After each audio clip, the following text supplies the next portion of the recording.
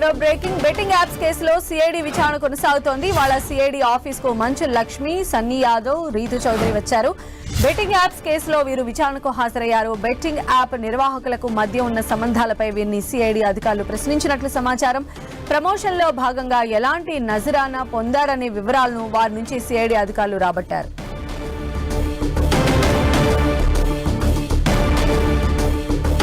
Betting apps కేసుకి సంబంధించి ఇప్పటికే విచారణ అనేది కొనసాగుతూ ఉంది. ఇందులో భాగంగానే ఈ రోజు మంచు లక్ష్మి, సన్నీ యాదవ్, రీతు చౌదరి విచారణ ఎదుర్కొన్నారు. బెట్టింగ్ యాప్స్ కేసులో వీరు ఈ రోజు విచారణకు హాజరయ్యారు. బెట్టింగ్ యాప్ నిర్వాహకులకు వారికి మధ్య ఉన్నటువంటి సంబంధాలపైన సిఐడి పలు రకాలుగా వీరిని ప్రశ్నించినట్టుగా తెలుస్తోంది.